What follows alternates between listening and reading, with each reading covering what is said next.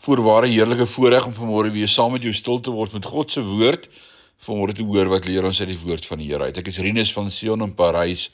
En vanmôre praat ek met jou oor ons goeie God. Hoor wat sê Jakobus 1 vers 17 en 18. Anders as die hemelligte staan hy onbeweeglik vas.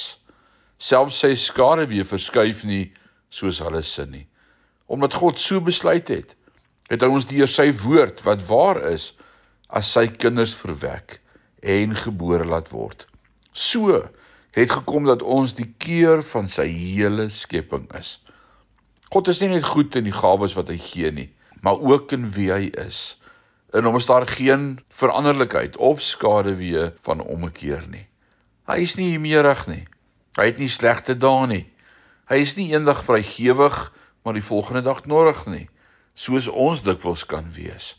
Ons is veranderlik. Ons gaan deur hoogte en laagtepunte. God nie. Hy kan niks anders as goed wees nie. Hy reageer nie met my volgens hoe ek met hom is nie. Hy is getrou wanneer ek ontrou is, sê 2 Timoteus 2 vers 13. Hy is goed, selfs wanneer ek omgekrap is. Hy verander nie. Hy is vasgevang in sy natuur. Daarom het ek die Here so lief. Hy is so vas soos 'n rots. Ek kan hom net geniet, sonder om bekommerd te wees dat hy vir my geïrriteerd of moeg raak. Hy gee niks anders as goeie gawes nie, want hy is 'n goeie God.